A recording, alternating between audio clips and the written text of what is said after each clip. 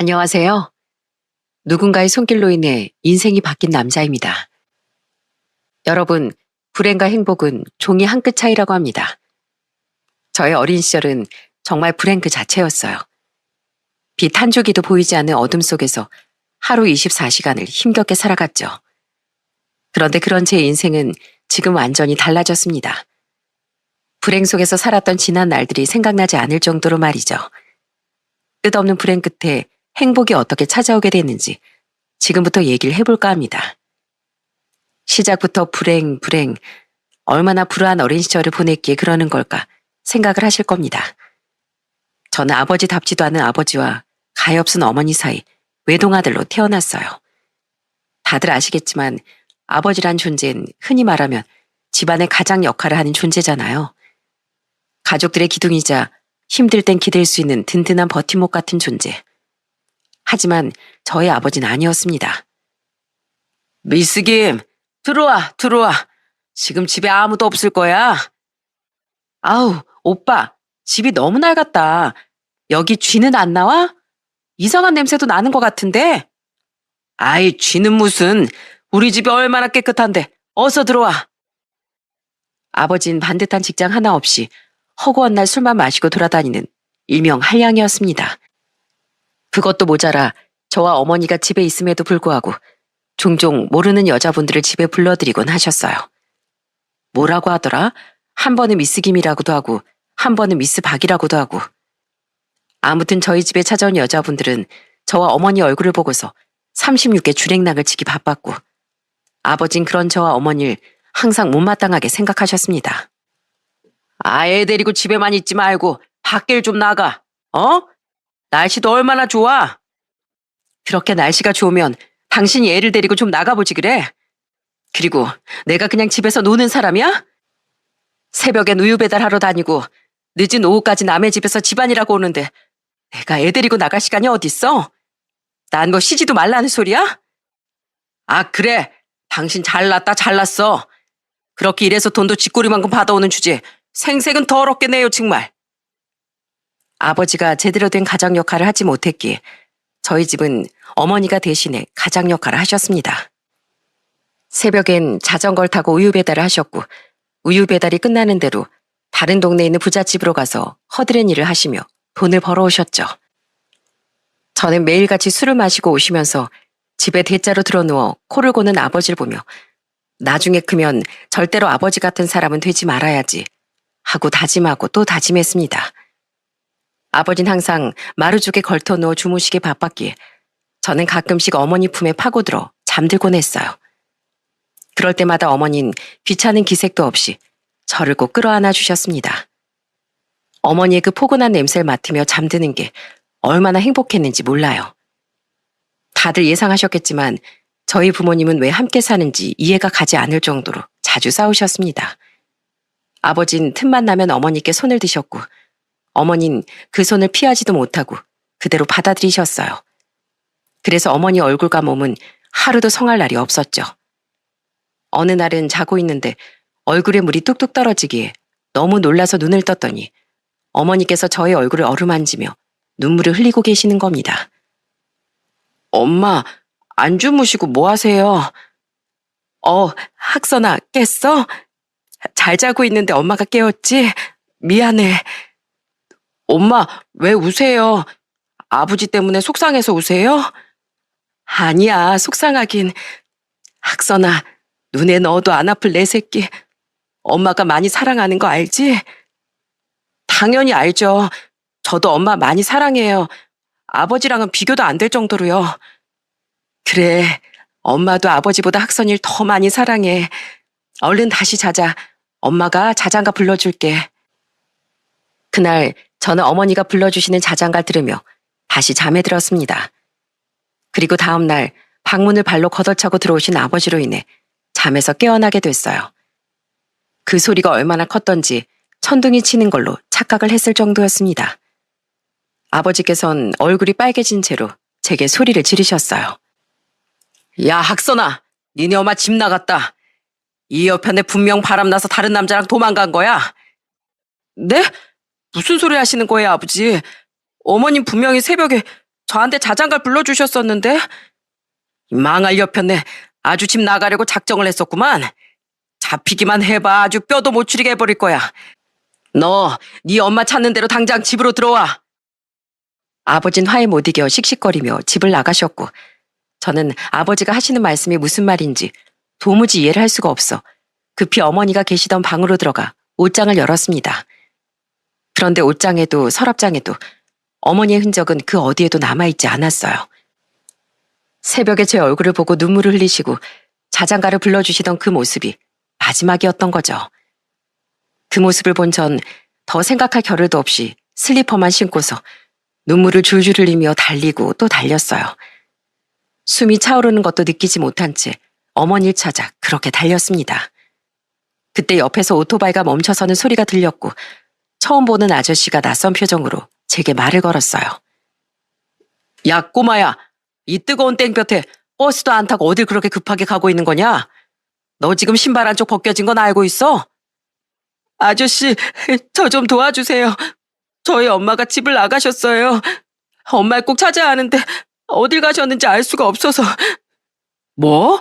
그럼 어딜 가셨는지도 모르고 무작정 달리고만 있었던 거야? 얼른 뒷좌석에 타. 아저씨가 돌아다닐 수 있는 데까진 같이 돌아다녀 줄 테니까. 지금 이 날씨에 어머니 찾겠다고 그렇게 뛰어다니면 죽어. 처음 보는 아저씨는 어머니를 같이 찾아봐 주시겠다며 저를 오토바이 뒷좌석에 태워주셨습니다. 저는 어디라도 어머니의 흔적이 있기만을 진심으로 바랬어요. 그렇게 오토바이를 타고 10분 정도 달렸을 무렵 제 시선은 어느 으리으리한 부잣집 앞에서 멈춰섰습니다. 그곳엔 아주머니 한 분이 마구 화를 내며 소리를 지르고 계셨고 그 앞엔 어떤 아주머니가 죄인처럼 고개를 숙이고 계셨어요. 저는 아저씨 옷자락을 꽉 잡으며 멈추라고 말했고 아저씨는 제 목소리를 듣고 바로 앞에 오토바이를 세웠습니다. 그리고 다툼을 하는 것 같은 두 분의 대화를 귀 기울여 들었어요. 내가 말했죠? 그만둘 거면 진작에 말하라고. 집에 해야 할 일들이 투성인데 아줌마가 이렇게 갑자기 나가버리면 우린 또 새로운 사람 구해야 하고 번거롭잖아. 죄송해요, 사모님. 저도 이런 부탁 드리고 싶지 않았는데 제 상황이... 솔직히 마음 같아서 괘씸해서 돈도 안 주고 싶은데 그래도 사람이 도린 지키고 살아야 하니까. 아유, 이놈의 착해 빠진 성격 고치던가 해야지 원. 사모님이라고 불린 아주머니는 손에 쥐고 있던 돈을 공중에 뿌리며 신경질적으로 문을 닫고 들어가셨고 문 앞에 덩그러니 남겨진 아주머니는 바닥에 흩어진 돈을 주우셨습니다. 그 모습을 그대로 보고 있었던 전 눈물을 꾹 참고서 헬멧을 벗고 오토바이에서 내려 아저씨께 정중히 인사를 드리며 이렇게 말했어요. 감사합니다, 아저씨. 어머니를 찾은 것 같아요. 설마 저기 저분이 너희 어머니시니? 놀라는 아저씨를 보며 저는 조심스럽게 고개를 끄덕였고 아저씨는 알 수 없는 표정을 지으시더니 저를 따라 오토바이에서 내리셨습니다. 그리고 절 안아주시며 이렇게 말씀하셨어요. 내가 남의 집 일이라 함부로 말을 못 얹겠다만 어머니 잘 지켜드려야 한다. 그리고 세상은 아까 그 못돼 먹은 아줌마 같은 사람만 있는 건 아니라는 거 꼭 기억하고. 알겠지? 인서가 사나이 우는 거 아니야. 어머니 앞에 가는데 이렇게 눈물 흘리면서 갈 거야? 아니요. 그러니까 뚝 그치고 얼른 어머니한테 가봐. 아저씨는 제 어깨를 두어 번 두드려 주시더니 아무 일도 없었다는 듯 오토바이를 몰고 떠나셨고 저는 힘없이 돈을 줍고 계신 어머니 곁으로 다가가 함께 그 돈을 주워드렸습니다. 그리고 저와 눈이 마주친 어머니는 정말 소스라치게 놀라며 제 이름을 부르셨어요. 학선아, 네가 어떻게 여길... 여기서 뭐 하시는 거예요, 엄마? 왜 혼자서 이러고 계시는 거냐고요? 제가 엄마 찾으려고 얼마나 뛰어다녔는지 아세요? 아이고, 내 새끼, 이 땀 흘린 것 좀 봐. 엄마가 미안해. 너한테만큼은 이야기를 하고 나갔어야 하는 건데 그렇게 말도 없이 나와버려서 미안해. 저희 모자는 무더위가 기승을 부리던 한여름의 대낮에 바닥에 쪼그리고 앉아 떨어진 돈을 줍다 서로 끌어안고 엉엉 울어버렸습니다. 그리고 어머니께서 집을 떠날 수밖에 없었던 이유를 들을 수 있었어요. 엄마가 좀 많이 아프대, 학선아. 그래서 우리 학선이 옆을 떠나야 할 수도 있대. 엄만 학선이한테 안 좋은 모습으로 기억에 남고 싶지 않았어. 그래서 차라리 나쁜 엄마로 남자 생각하고 무작정 집을 나갔던 거였어. 그런데 우리 아들 보니까 엄마가 잘못 생각한 것 같다. 어디가 아프신 건데요? 저한테는 아무것도 말씀 안 해주셨잖아요. 엄마가 폐에 나쁜 세포 같은 것들이 생겼대. 그런데 그 세포들이 폐에만 있는 게 아니라 곳곳에 다 퍼져 있는 바람에 치료를 할 수가 없다고 하더라. 그래서 엄마 혼자 살 곳을 구했어. 혼자 아파하다가 조용히 떠나려고. 안 돼요. 절대로 엄마 혼자 둘 수 없어요. 저 엄마랑 지내고 싶어요. 엄마랑 살래요. 네? 저는 어머니를 붙잡고 엉엉 울었고 어머니는 그런 제 눈물을 조용히 닦아주셨습니다. 저는 집으로 돌아가는 대신 어머니와 함께 살기를 택했어요. 그 지옥으로 다시는 돌아가고 싶지 않았거든요. 어머니가 구한 집은 곰팡이가 잔뜩 피어있는 단칸방이었습니다. 물도 제대로 나오지 않을 정도로 열악한 집이었지만 딱 한 가지 좋은 점이 있었다면 아버지의 술주정을 듣지 않아도 된다는 것이었어요. 어머니는 제대로 된 치료를 받지 못하셨기에 나날이 상태가 좋아지지 않으셨고 나중엔 약간의 기침만 해도 피를 울컥 쏟아내실 정도로 상황이 좋지 않으셨습니다. 저는 그런 어머니를 보면서 당황하지 않으려고 애를 썼고 어머니는 그런 저를 보고서 많이 미안해하셨어요. 미안해 학선아. 엄마가 이래서 그날 널 두고 갔던 건데 엄마 이런 모습 정말 보기 안 좋지?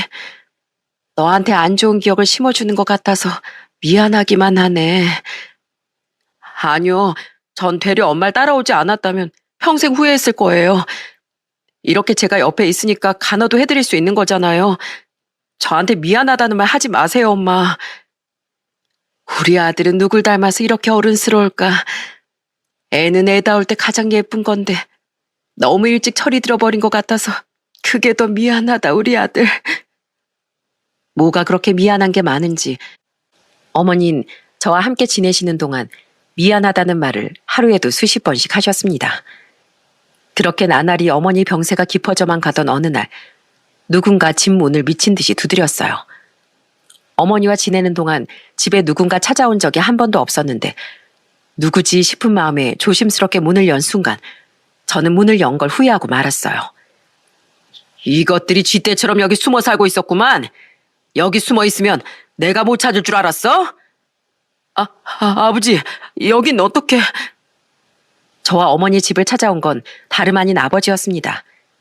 고함을 지르는 그 목소리를 겨우 피했다 싶었는데 2개월 만에 다시 이 소리를 듣게 되다니 천국에 있다 다시 지옥으로 떨어진 기분이었어요. 아버진 절 밀쳐낸 다음 신발도 벗지 않으시고 집 안으로 들어오셨죠. 어머니 소란스러운 소리에 잠에서 깨어나셨고 아버진 그런 어머니를 보더니 잔뜩 비웃으며 이렇게 말했습니다. 팔자 펴서 얼굴도 펴 있을 줄 알았더니 생각보다 몰골이 말이 아니네. 입술도 회색빛에 낯빛도 어두운 걸 보니 어디 뭐 죽을 병이라도 걸렸나 봐. 여긴 어떻게 알고 또 찾아온 거야? 내가 모를 줄 알았지? 다 아는 방법이 있어요. 뭐 다른 건 다 필요 없고 돈 가진 거 좀 있냐? 떨어져 사는 동안 일은 계속했을 거 아니야? 여기까지 찾아와서 하는 말이 또 돈 달라는 소리니? 당신도 사람 되긴 참 글러먹었다. 아버진 어머니 말에도 아랑곳하지 않고 옷장과 서랍을 뒤지기 시작했습니다. 그리고 서랍 안에 넣어둔 하얀 봉투를 살짝 열어보더니 웃음을 띠며 그 봉투를 주머니 속에 넣으려고 하더라고요. 저는 필사적으로 그 봉투를 다시 아버지에게서 뺏어 들었습니다. 이 돈은 절대 안 돼요. 저희 생활비란 말이에요. 너 많이 컸다. 찍소리도 못하던 게 어딜 감히 하늘 같은 아버지한테 눈 똑바로 뜨고 소리 질러? 어디 할 짓이 없어서 애한테 손을 들려고 해. 그 돈 전부 다 줄게. 줄 테니까 당장 집에서 나가. 당신이랑 더 할 이야기도 없고 꼴도 보기 싫으니까 당장 나가버리라고. 어머니는 제게 손을 들려는 아버지에게 돈을 줄 테니 당장 집에서 나가라며 자리에서 겨우 일어나 아버지의 등을 떠밀어 집 밖으로 쫓아내셨습니다. 그렇게 생활비로 아껴놓은 돈마저 벼랑간 찾아온 아버지에게 죄다 뺏겨버린 저와 어머니는 서로 끌어안고 눈물만 흘렸어요. 저는 그 순간만큼 제가 원망스러웠던 적이 없습니다. 내가 아버지보다 조금 더 강한 존재였더라면, 나이가 조금이라도 많았더라면, 사람 같지도 않은 행동을 한 아버지를 막을 수 있지 않았을까 하는 생각이 들었기 때문이었죠. 어머님 그 후 한 달도 채 되지 않아 세상을 떠나셨습니다. 제게 어떤 유언도 남기지 않고 주무시던 그 상태 그대로 눈을 감으셨어요. 어머니가 돌아가신 건 너무 속상했고 세상을 다 잃은 것 같았지만 크게 슬퍼하진 않았습니다. 개똥밭에 굴러도 이승이 났다지만 어머니는 어쩌면 신체적인 아픔도 그리고 심적인 고통도 없는 편안한 그곳으로 가시는 게 훨씬 낫지 않을까 싶어서였어요. 어머니 장례를 치를 돈도 없었지만 정말 다행히도 어머니가 돌아가셨다는 소식을 들은 동네 분들이 도움을 주신 덕에 어머니를 편히 보내드릴 수 있었습니다. 그리고 어머니를 선산에 묻어드린 후 다시 어머니와 둘이 살던 집으로 돌아왔는데 그곳엔 아버지가 절 기다리고 있었어요. 아버지, 왜 이렇게 늦게 왔어? 한참을 기다렸네. 미안하다. 이 여편네 죽은 걸 내가 너무 늦게 전해들었어. 국화꽃 한 송이 정도 놓아주고 올 걸 그랬네. 에휴, 아쉬워라. 그런데 왜 여기 계시는 거예요? 왜 있긴? 너 올 때까지 예비가 기다렸지. 자, 어서 집으로 돌아가자. 싫어요. 저 아버지 따라 안 가요. 나를 안 따라가면 뭐 고아원에라도 들어가게? 아빠가 두 눈 뜨고 멀쩡하게 살아있는데. 네, 차라리 고아원이 좋을 것 같아요. 적어도 아버지가 소리 지를까 또 술 마시고 주정 부리진 않을까 걱정할 필요는 없잖아요. 아버지를 따라가느니 고아원에 들어가겠어요. 야, 내가 옛날 같은 줄 아냐? 나도 너네 엄마랑 너랑 떨어져 사는 동안 많이 변했어. 뭐 티는 안 날지 몰라도 이전 같지 않다 이 말이야. 주정 부리고 소리 지르고 그런 거 안 할 테니까 어서 집으로 돌아가자. 그런 말이 있죠. 본인이 본인 입으로 변했다고 말하면 절대로 변한 게 아니라는 말. 아버진 본인이 본인 입으로 변했다는 말을 하면서 제 손목을 잡고 강제로 절 택시에 태우셨습니다. 가기 싫다고 소리도 쳐보고 울어도 봤지만 아무런 소용이 없었어요. 결론적으로 아버진 조금도 변한 게 없었습니다. 저를 데리고 집에 들어가자마자 제 어깨를 붙잡고서 이렇게 말을 하더군요. 학선아, 이제 이 아빠랑 둘이서 같이 살아야 하니까 내일부터 네가 나가서 돈 벌어와. 아버지, 저 이제 7살밖에 안 됐어요. 그런데 어디 가서 무슨 수로 돈을 벌어와요? 무슨 수로 돈을 벌어오긴? 너보다 더 어린 애들도 돈 잘만 벌어온다. 돈을 못 벌면 구걸이라도 해야지. 안 그러냐? 아니면 저기 시장 쪽에 들어가서 일 좀 시켜주세요 하고 불쌍한 척이라도 하던가. 아버지의 말을 듣고 정말 기가 막혔습니다. 아니, 아버지란 사람이 어떻게 어린 자식한테 돈을 벌어오라고 말을 할 수가 있나요? 그래서 저는 아버지의 말에 너무 어이가 없어 이렇게 대답했습니다. 싫어요. 제가 왜 일을 해야 하는데요. 아버진 저보다 어른이고 몸도 크시잖아요. 제가 돈을 벌 게 아니라 아버지께서 돈을 벌어오셔야 하는 거 아니에요? 아유, 시끄럽다 시끄러워. 그냥 내일 말고 지금 당장 나가. 돈 한 푼이라도 못 벌어오면 문 열어줄 일도 없을 테니까 그렇게 알아. 변했다고 말한 아버진 제가 집에 들어오는 그 순간부터 태도를 확 바꾸셨습니다. 사람이 어떻게 저럴 수가 있는지 제 아버지지만 정말 사람 같아 보이지 않았어요. 문을 미친 듯이 두드렸지만 아버진 끝까지 문을 열어주지 않았고 저는 도저히 어떻게 할 수 있는 방법이 떠오르지 않았습니다. 그렇게 고개를 숙인 채 하염없이 걷다 보니 어느새 시장에 도착해 있었어요. 시장 안은 우울한 제 마음과는 반대로 정말 활기를 띠고 있었습니다. 우렁찬 목소리로 생선을 파는 생선가게 아저씨, 과일가게 아주머니랑 수다를 떨고 있는 떡집 할머니, 손님으로 북새통을 이루는 시장통 안 국밥집까지 저와는 완전히 다른 세상을 사는 것 같았어요.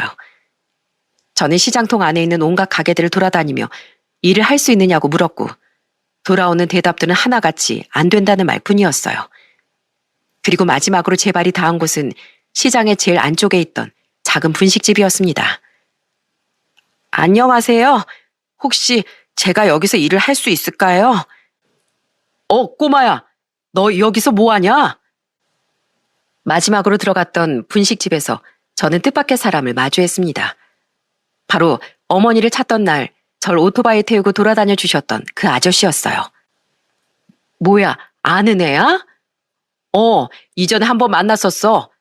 근데 꼬마야, 아저씨랑 여기 계신 아줌마랑 같이 이 분식집 사장인데 우리 일할 사람 안 구하고 있거든. 그 정도로 손님이 많진 않아서. 근데 너 대체 몇 살이냐? 7살이에요. 7살? 7살인데 이렇게 말도 똑부러지게 잘하고 일할 수 있냐고 물어보러 찾아온다고? 너희 부모님은 허락해 주셨고? 아니요. 그때 찾았던 어머니 돌아가셨고 아버지가 일을 구해오래요. 그렇지 않으면 문을 열어주지 않으시겠다고. 아저씨와 아주머니는 제 이야기를 듣더니 경악스러운 표정을 지으셨습니다.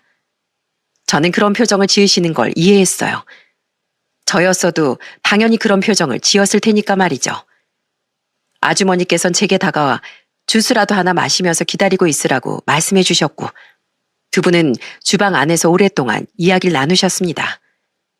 아마 이 상황 자체가 이해가 되지 않으셨을 거예요.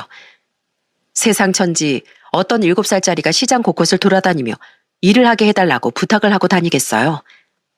아마 이렇게 이야기를 하고 다닌 아이는 세상에 제가 유일무이할 거라 생각했습니다. 여기저기 민폐만 끼치고 돌아다닌 것 같아 고개도 들고 다닐 수 없을 정도로 창피했어요. 그렇게 한참 동안 대화를 마치고 나온 두 분은 제게 다가와 손을 꼭 잡아주시면서 이렇게 물어보셨습니다. 꼬마야, 이름이 뭐야? 제 이름은 이학선이에요. 그래, 학선아. 이제부터 우리 가게에서 일 한번 해봐. 네? 저는 뜻밖의 대답에 깜짝 놀랄 수밖에 없었습니다. 당연히 안 된다는 대답이 돌아올 줄 알았고 일을 하게 해줄 거라는 답변은 생각이 아예 없었거든요. 제 반응에 아저씨는 방긋 웃으며 이렇게 말씀하셨어요. 누가 물어보면 우리 아들이요 아니면 조카요 하고 말하면 되니까 이래도 되는 건가는 걱정은 안 해도 돼. 이 넓은 시장통 여기저기 이래도 되냐고 돌아다니다 여기까지 온 거 아니야. 맞지?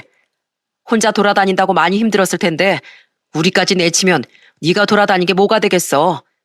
대신 이 아저씨가 정말 뭐 하나 꼭 물어보고 싶은 게 있는데 혹시 아버지는 어떤 분이신지 물어봐도 될까? 이전에 어머니 건도 그렇고 궁금해서 그래. 네가 불편하면 안 해도 괜찮어. 저는 제 손을 따뜻하게 잡아주신 아저씨의 눈을 보고서 자연스럽게 아버지에 대한 이야기를 털어놓기 시작했습니다. 아버지가 어떤 분인지 이야기를 하면 할수록 두 분의 표정은 정말 말로 설명할 수 없을 정도로 일그러졌어요. 마지막 이야기까지 모두 마치고 나니 아저씨와 아주머니는 제게 이렇게 물으셨습니다. 학선아, 아버지랑 함께 지내는 거 행복하니? 조금도 행복하지 않아요. 당장이라도 벗어나고 싶을 정도로요. 그럼 차라리 아줌마 아저씨랑 같이 지내는 건 어때? 학선이 네 말을 들어보면 아버지 밑에서 살고 있는 게 너한테 좋은 영향을 미칠 것 같지는 않아서 보육원으로 가는 것도 잠깐 생각해봤는데 보육원 같은 것도 그렇게 좋지는 않다는 얘기를 들은 게 생각이 나더라고. 아니에요. 그럴 순 없어요. 분명 아버지께서 가만히 안 있을 거고 두 분께도 민폐를 끼치는 거잖아요. 우리가 먼저 이야기를 꺼냈는데 민폐라고 생각할 리가. 물론 학선이 아버지께 아줌마랑 아저씨가 직접 찾아가서 여쭤볼 거야. 그렇게 할래? 저는 저도 모르게 고개를 끄덕였습니다. 참 희한하죠? 어떤 사람인지 제대로 알지도 못하는 어른들이 내민 손을 덥석 그렇게 잡아버렸다는 것이. 이분들이 작정하고 나쁜 마음을 먹은 분들이었으면 어쩌려고 그 제안을 수락한 건지 이해를 못하시는 분들도 계실 겁니다. 하지만 눈을 보고 하는 행동을 보면 그 사람은 어느 정도 날 수 있다고 하잖아요. 적어도 아버지 같은 사람과 함께 살아가는 것보단 훨씬 더 좋을 거라 생각했습니다. 그 길로 저는 아저씨와 함께 오토바이를 타고 집으로 향했어요.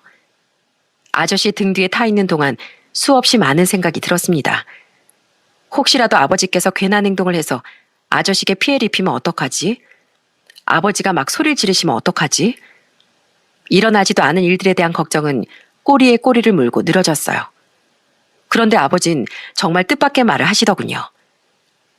아이고, 내 듣던 중 반가운 소리네.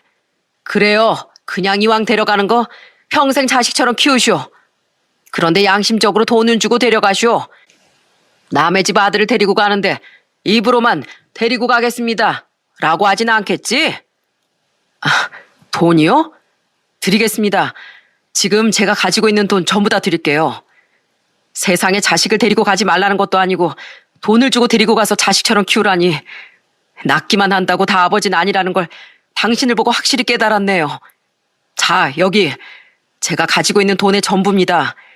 아이는 이제 제가 데리고 갈 테니까 앞으로 사는 동안 평생 찾으려는 시도조차 하지 마세요. 아이고, 예. 야, 아들, 너 좋겠다. 이렇게 널 데리고 가주겠다는 사람도 있고 말이야. 이제 너랑 나랑은 평생 볼 일 없는 거다. 이 돈은 아주 요긴하게 잘 쓸 테니 애 잘 키워보쇼. 지 엄마 닮아서 소심에 빠져가지고 사내로서 제대로 구실이나 하겠냐마는. 돈을 받은 아버진 그대로 문을 닫고 들어갔고 아저씨는 한숨을 한번 쉬시곤 저를 보며 이렇게 말했습니다. 학선아, 이제 이 아저씨랑 아줌마랑 쭉 같이 사는 거야. 그동안 많이 힘들었을 텐데 그래도 이렇게 잘 버텨줘서 너무 고마워. 우린 너한테 함부로 대하지도 않을 거고 세상에 있는 좋은 것들만 알려줄 거야. 행복하게 잘 지내보자. 그날부터 저는 아저씨 아줌마와 함께 지내게 됐습니다.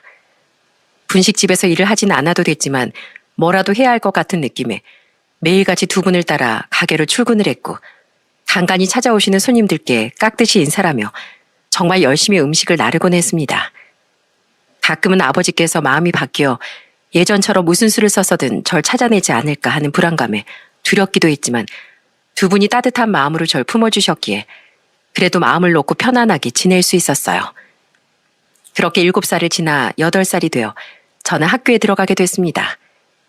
두 분은 그날 가게 문을 여는 것도 미룬 채 제 손을 잡고 함께 입학식에 참석해 주셨어요.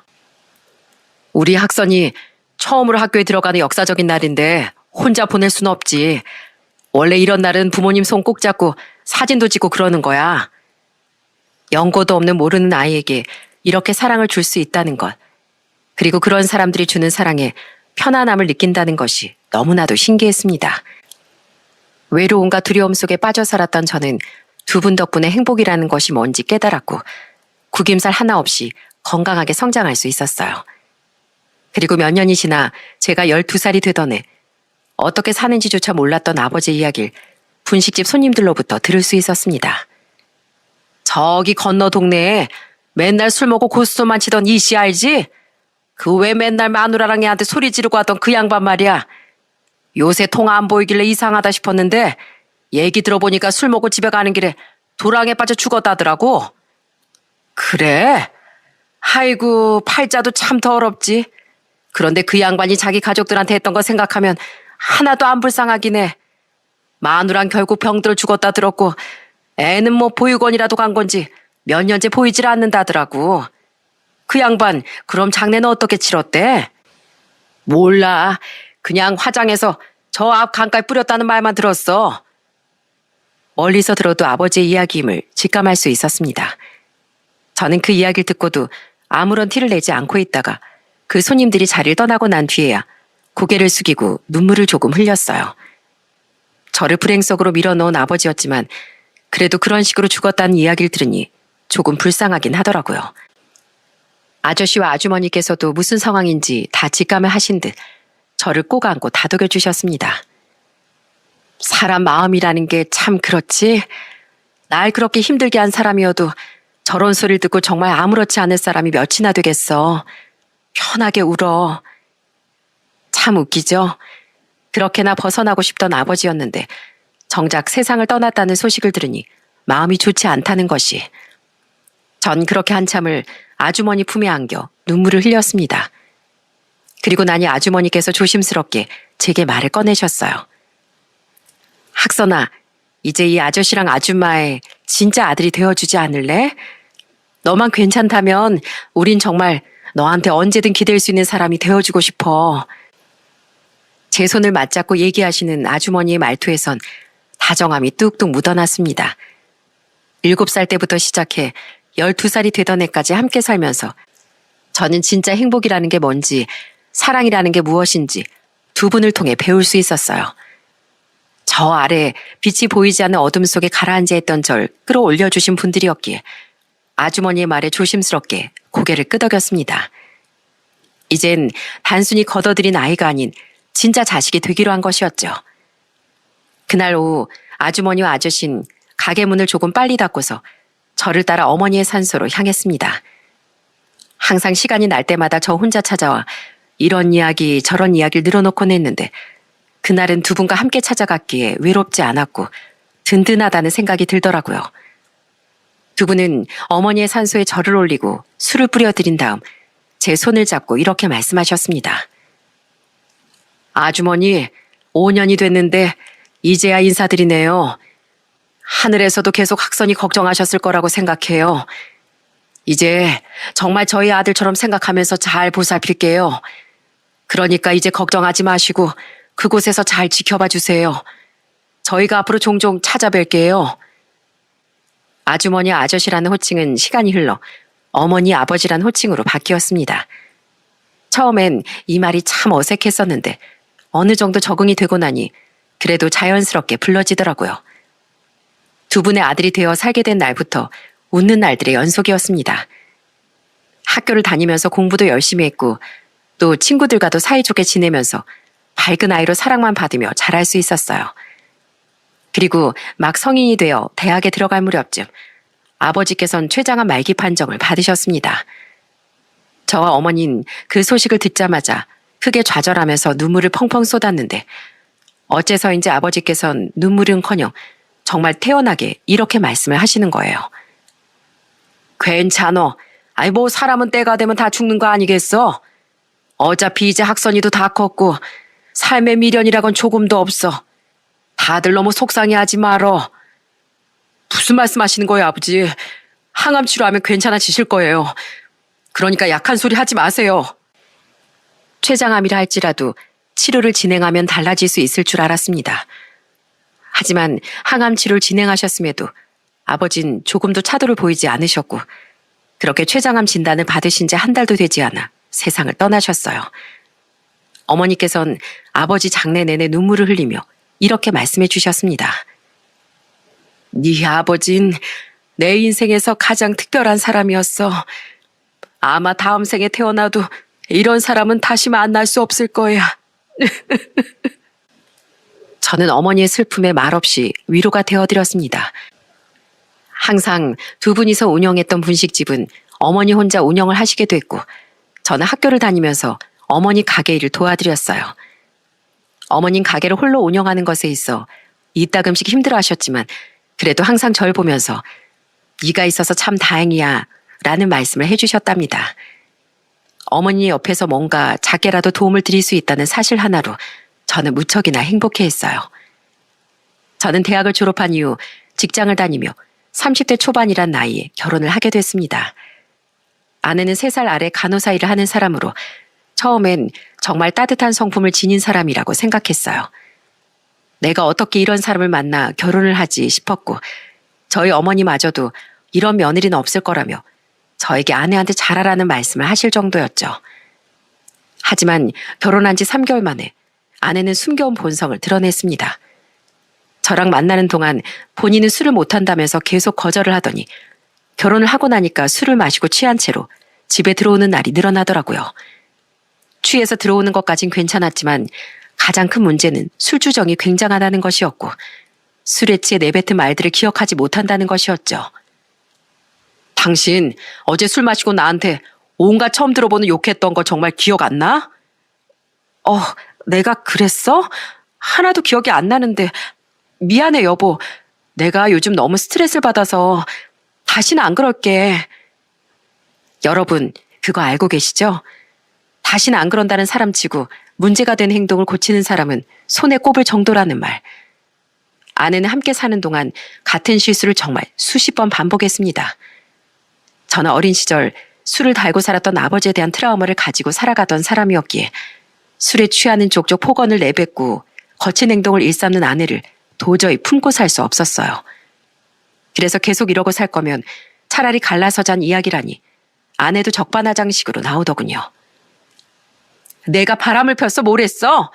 그냥 스트레스 받아서 술 좀 마시고 주정 좀 부린 거 가지고 이혼이라니. 당신 사랑의 크기가 그 정도밖에 안 된다는 거야. 그래, 내가 당신을 품어줄 그릇이 이 정도밖에 안 돼서 그래. 난 이만 여기서 빠져줄 테니까 당신 행동 이해해줄 수 있는 아량 넓은 사람이랑 만나서 행복하게 살아. 그렇게 저는 결혼한 지 1년도 채 되지 않아 아내와 이혼을 하게 됐습니다.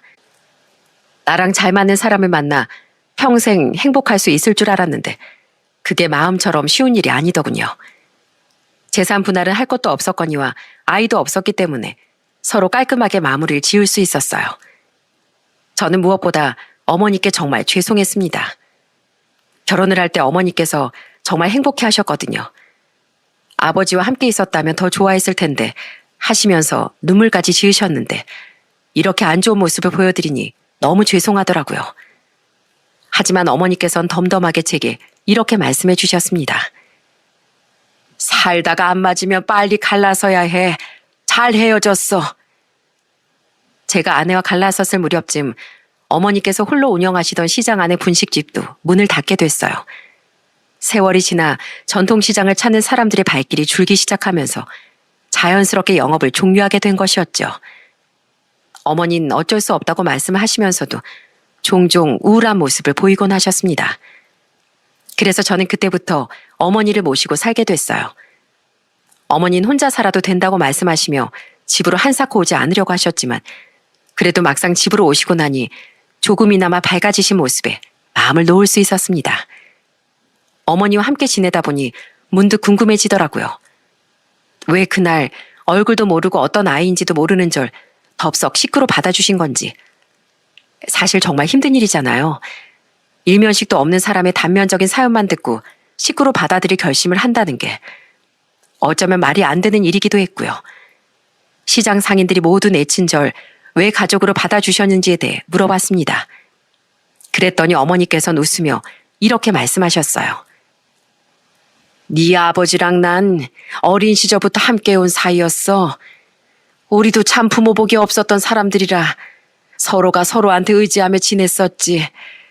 그리고 성인이 되자마자 이곳으로 내려와 자리를 잡았고 우리의 첫 시작은 정말 둘이 들어가면 꽉 찰 정도로 좁은 쪽방촌이었어.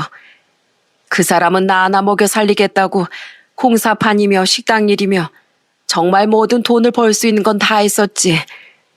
그 사람이 그렇게 밤낮 없이 일을 한 덕분에 우린 20대 후반쯤 시장 구석에 있는 곳에 분식집을 차릴 수 있었어. 정말 작은 곳이었지만 그게 얼마나 행복하고 가슴이 벅찼는지 아직도 기억이 생생하다. 두 분 정말 열심히 살아오셨네요. 정말 열심히 살았지. 그렇게 장사를 하면서 지내다가 우리한테 기적처럼 아이가 찾아왔어. 무척 기다리고 있었거든. 우리를 닮은 자식이 찾아와 주길. 그토록 목 빠지게 기다리던 아이였는데 태어난 지 3개월도 안 돼서 열병으로 그만 세상을 떠나고 말았어.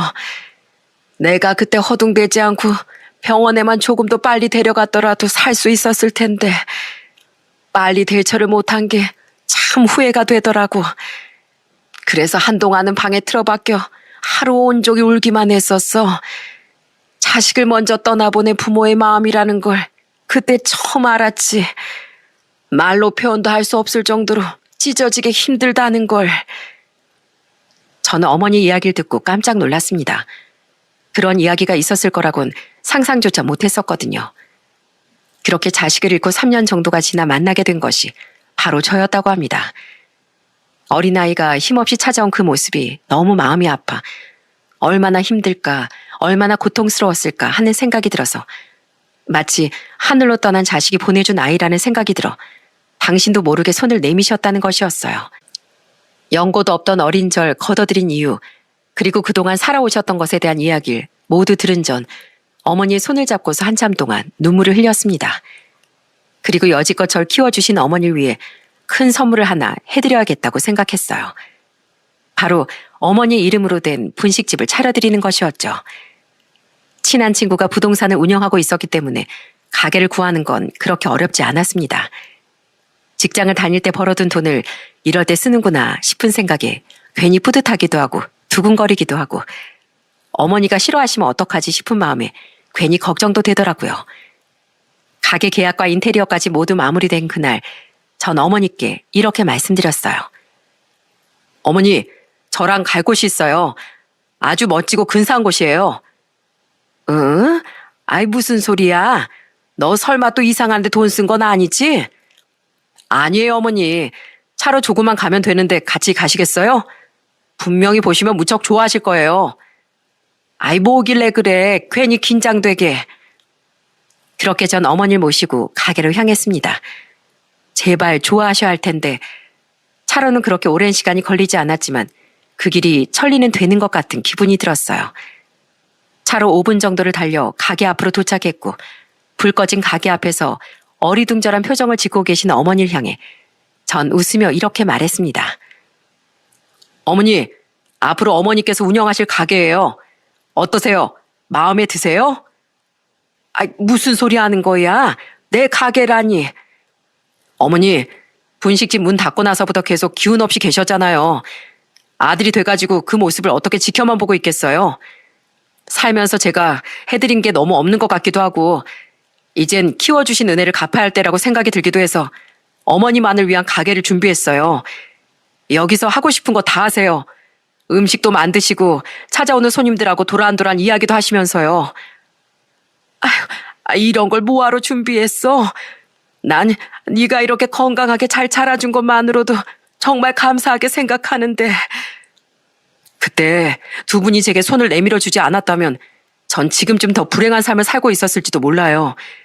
앞으로도 살아가면서 제가 받은 만큼 전부 다 돌려드릴게요.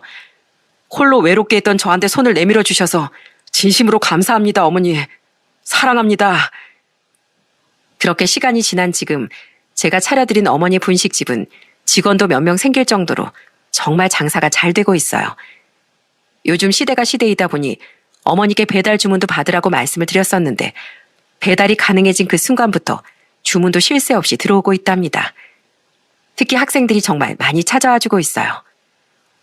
할머니, 떡볶이 진짜 최고인 것 같아요. 제가 먹어본 것 중에 제일 맛있어요. 다음 주엔 점심시간에 급식 말고 애들끼리 이거 먹으러 올게요. 그래, 친구들하고 오면 이 헬미가 순대랑 튀김 서비스도 팍팍 넣어주마. 그리고 또 좋은 소식 하나는 제가 재혼을 하게 됐다는 겁니다. 지인의 소개로 만난 아내는 전 아내와는 다르게 정말 속도 깊고 따뜻한 마음씨를 가진 사람이었어요. 처음 어머니께 인사를 드리러 갔을 때 공손한 태도로 어머니를 대하는 모습을 보면서 아, 이 사람은 꼭 잡아야겠다라는 생각이 들었죠. 직장에 다니고 있는 아내는 종종 일찍 퇴근을 하면 저와 함께 맛있는 간식거리를 사서 어머니의 가게에 찾아가 어머니와 일하고 있는 직원들에게 간식을 돌리곤 한답니다. 짜잔! 맛있는 도넛 배달 왔습니다. 도넛만 있으면 목 막히니까 커피도 한 잔씩 사왔어요. 저녁 시간이라 다들 배고플 텐데 한 개씩 드세요. 우와, 안 그래도 막 입이 심심하려던 찰나였는데 사모님 진짜 최고십니다. 이렇게 왁자지껄 화목한 분위기를 보고 있노라면 종종 이런 생각이 듭니다. 그때 어머니와 아버지께서 내밀어 주신 손을 잡지 않았더라면 지금쯤 제 인생은 어떻게 됐을까 하고 말입니다. 그 손을 잡은 덕분에 저의 인생은 지금 너무나도 완벽하게 달라졌습니다. 한 치 앞도 모르는 게 인생이라는 말이 있습니다. 저희 부모님 덕분에 말 한마디로도 그리고 행동 하나로도 삶이 바뀔 수 있다는 걸 깨달았어요. 저도 앞으로 살아가는 동안 많은 사람들에게 선한 영향력을 끼치는 사람이 되어 따스한 마음을 나누며 살아가 보려고 합니다. 길지 않은 인생, 힘들게 찾은 행복을 지키면서 말입니다. 제 사연은 여기서 마무리 지어보도록 하겠습니다. 들어주신 모든 분들의 하루에 행복이 가득 들어차시길 바랍니다.